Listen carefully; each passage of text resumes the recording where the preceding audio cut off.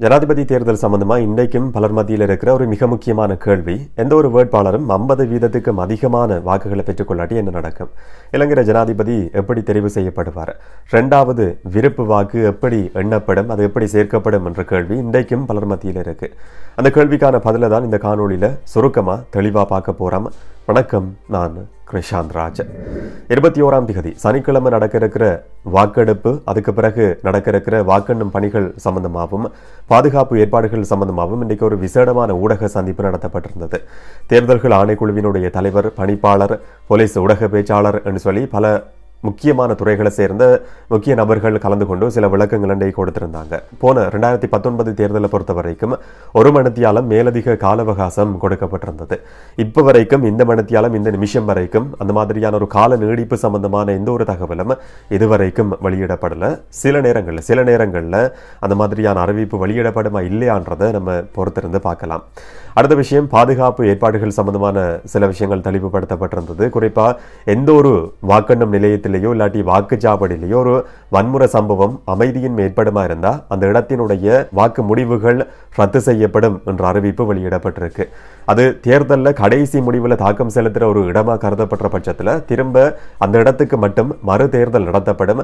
அதுவரைக்கும் கடைசி முடிவு அறிவிக்கப்படுறதுல ஒரு தாமதம் நிலவலாம் என்ற விஷயமும் இன்றைக்கு போலீசால தெளிவுபடுத்தப்பட்டிருந்ததை பார்க்க முடிஞ்சது. தேவை ஏற்பட்ட சந்தர்ப்பத்தில் முப்படைகளும் பாதுகாப்பு நடவடிக்கைகளுக்கு ஈடுபடுத்தப்படும், அவங்களும் தயார் நிலையில் இருக்கிறாங்கன்ற விஷயம் சொல்லப்பட்டிருந்தது.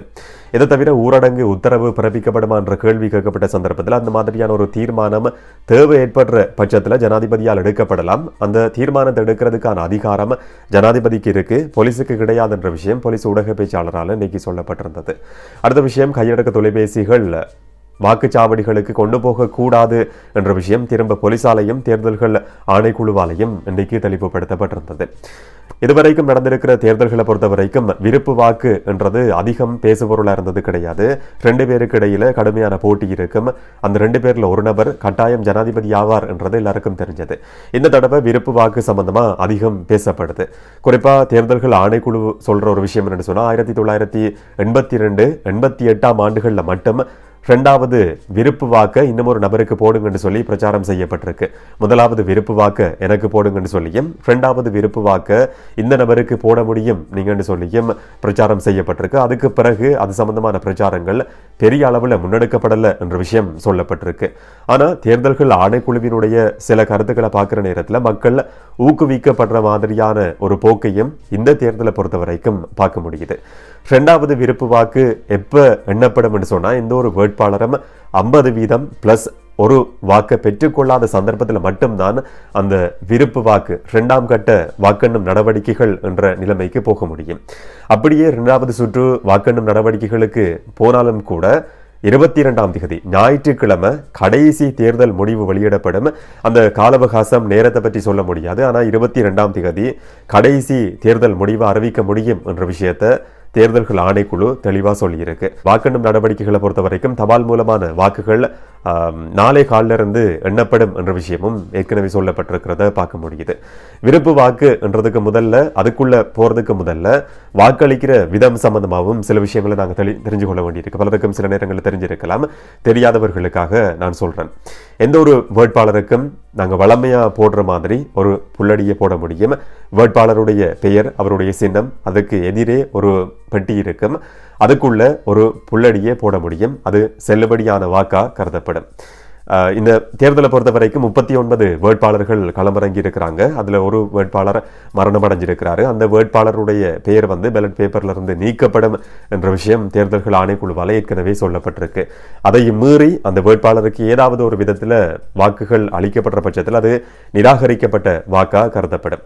எந்த ஒரு வேட்பாளருக்கும் நாங்க விரும்புகிற வேட்பாளருக்கு அவருடைய பெயருக்கு, அவருடைய சின்னத்துக்கு எதிரே இருக்கிற பெட்டிக்குள்ள புள்ளடியிட முடியும். அது செல்லுபடியான வாக்கு. இதை தவிர 1ன்னு சொல்லி இலக்கமிட முடியும். இதை தவிர மற்ற வேட்பாளர்களுக்கு யாருக்காவது விருப்பு வாக்கு நாங்கள் அளிக்க விரும்பினா 2, 3ன்னு சொல்லி அந்த பெட்டிக்குள்ள நாங்க இலக்கமிட முடியும். 1ன்னு சொல்லியும் போட முடியும், ஒரு புள்ளடியையும் போட முடியும். 1, 2ன்னு சொல்லி 2 பேருக்கு விருப்பு வாக்கு அளிக்க முடியும். 1, 2, 3ன்னு சொல்லி 3 பேருக்கும் விருப்பு வாக்கு அளிக்க முடியும். ஆனா 2, 3ன்னு சொல்லி போட முடியாது. ஒரு புள்ளடியை போட்டு அதுக்கு பிறகு 2, 3ன்னு சொல்லியும் நாங்கள் இலக்கமிட முடியாது. அந்த மாதிரி போடப்படுற வாக்குகள் நிராகரிக்கப்பட்ட வாக்குகளாக கருதப்படும் என்றதும் மிக முக்கியமா ஞாபகப்படுத்தப்பட வேண்டிய ஒரு விஷயம். இந்த மாதிரி அளிக்கப்பட்ட வாக்குகள்ல இருந்து செல்லுபடியான வாக்குகள் சொல்லி பார்க்கிற நேரத்தில் இந்த ஒரு வேட்பாளரும் 50% பிளஸ் ஒரு வாக்கை பெற்றுக்கொள்ளாத சந்தர்ப்பத்தில் தான் இரண்டாவது சுற்று எண்ணப்படும். இரண்டாவது விருப்பு வாக்கு என்ற நிலைமைக்கு போக வேண்டிய ஒரு சூழல் உருவாகும். குறிப்பா தேர்தல்கள் திணைக்களத்தினுடைய முன்னாள் ஆணையாளர் மஹிந்த தேசப்பிரியவினுடைய ஒரு மிக பிரபலமான உதாரணம் இருக்கு. இன்றைக்கு வரைக்கும் ஊடகங்களில் பேசப்படுற ஒரு உதாரணம் இதுதான். உதாரணத்துக்கு ABCDE என்று சொல்லி 5 வேட்பாளர்கள். இதுல A என்ற வேட்பாளருக்கு 40 வாக்குகள் கிடைக்குது, B என்ற வேட்பாளருக்கு 35 வாக்குகள் கிடைக்குது, C என்ற வேட்பாளருக்கு 3வது இடத்தில் இருக்கிற வேட்பாளருக்கு 15 வாக்குகள், D என்ற வேட்பாளருக்கு 6 வாக்குகள், E என்ற வேட்பாளருக்கு 4 வாக்குகள். மொத்தம் 100 வாக்குகள் என்று சொல்லி வச்சுக்கொள்வோம். இதுல எந்த ஒரு வேட்பாளரும் 50% பிளஸ் ஒரு வாக்கை பெற்றுக்கொள்ளல. இந்த சந்தர்ப்பத்தில் இரண்டாவது சுற்று எண்ணப்படும். இதுல முதல் 2 இடங்களையும் பெற்றுக்கொண்டிருக்கிற வேட்பாளர்கள் A, B என்ற நபர்களுடைய வாக்குப்பட்டிகள் தனியே வைக்கப்படும். என்று சொன்ன 40 வாக்குகளை ஒரு நபர் A என்ற நபர் பெற்றுக்கொண்டிருக்கிறாரு, B என்ற நபர் 35 வாக்குகளை பெற்றுக்கொண்டிருக்கிறாரு.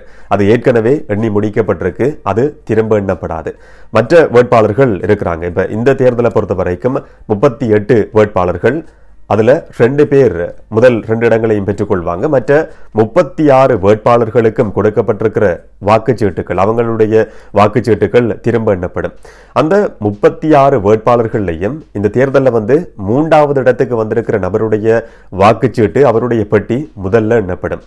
உதாரணத்துக்கு அந்த C என்ற நபர் 3வது இடத்தை பெற்றுக்கொண்டிருக்கிற நபருடைய ஒரு வாக்குச்சீட்டு எடுக்கப்படும்.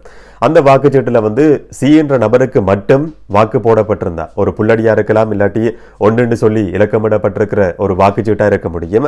அந்த வாக்குச்சீட்டு 2வது விருப்பு வாக்குச்சீட்டா கருதப்படாது, அது எண்ணப்படாது. அது A என்ற நபருக்கும் போகாது, B என்ற நபருக்கும் போகாது. அந்த 3வது இடத்தை பெற்றுக்கொண்டிருக்கிற நபருடைய இன்னும் ஒரு வாக்குச்சீட்டு எடுக்கப்படும். அந்த வாக்குச்சீட்டுல C என்ற நபருக்கு, அந்த நபருக்கு முதலாவது விருப்பு வாக்கு கொடுக்கப்பட்டிருக்கு. இரண்டாவது விருப்பு வாக்கு முதல் 2 இடங்களையும் பெற்றுக்கொண்ட ஏதாவது ஒரு வேட்பாளருக்கு கொடுக்கப்பட்டிருக்குமா இருந்தா, A என்ற நபருக்கு கொடுக்கப்பட்டிருந்தா A என்ற நபருடைய பெட்டிக்குள்ள அது போடப்படும். B என்ற நபருக்கு கொடுக்கப்பட்டிருக்குமா இருந்தா அந்த விருப்பு வாக்கு B என்ற நபருக்கு உரிய பெட்டிக்குள்ள போடப்படும். அது ஒரு விருப்பு வாக்கா கருதப்படும். உதாரணத்துக்கு அந்த 3வது இடத்தை பெற்றுக்கொண்டிருக்கிற நபருடைய வாக்குச்சீட்டுல அந்த நபருக்கு உரிய வாக்கு முதலாவது விருப்பு வாக்கா கொடுக்கப்பட்டிருக்கு. இரண்டாவது விருப்பு வாக்கு A என்ற நபருக்கும் கிடையாது, B என்ற நபருக்கும் கிடையாது. 38வது இடத்துல இருக்கிற ஒரு நபருக்கு கொடுக்கப்பட்டிருக்குன்னு சொல்லி வச்சுக்கொள்வோம். அது இரண்டாவது விருப்பு வாக்கு.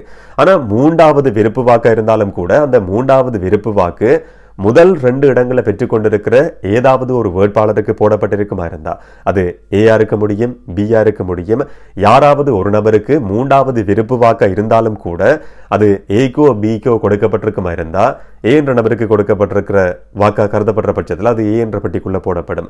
B என்ற நபருக்கு கொடுக்கப்பட்டிருந்தா B என்ற பெட்டிக்குள்ள போடப்படும். இந்த மாதிரி மற்ற போட்டியில் இருக்கிற 36 வேட்பாளர்களுடைய வாக்குச்சீட்டுகளும் தனித்தனி எடுக்கப்பட்டு அதுல கொடுக்கப்பட்டிருக்கிற விருப்பு வாக்குகள் இந்த அடிப்படையில் எண்ணப்படும்.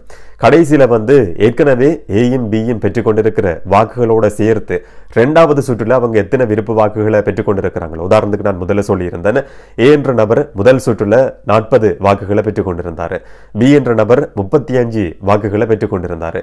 கடைசியா எண்ணப்படுற வாக்குகள்ல 2ஆம் சுற்றுலையும் சேர்த்து அதிகூடன வாக்குகளை எந்த வேட்பாளர் பெற்றுக்கொள்றாரோ அவர் ஜனாதிபதியா அறிவிக்கப்படுவார். 2வது சுற்றை பொறுத்த வரைக்கும் 50% பிளஸ் 1 என்ற பேச்சுக்கு இடம் கிடையாது. இந்த 2ஆம் கட்டத்திலையும் கூட 2 வேட்பாளர்களும் Aயும் Bயும் சமநிலையில் இருக்கிற பட்சத்தில் 50-50 சொல்லி வாக்குகள் கிடைக்கிற பட்சத்தில் ஒரு அதிர்ஷ்ட சீட்டு குலுக்கப்பட்டு இலங்கையினுடைய ஜனாதிபதி யாருன்னு சொல்லி தெரிவு செய்யறதுக்கான ஒரு நிலைமை சில நேரங்களில் உருவாக முடியும்.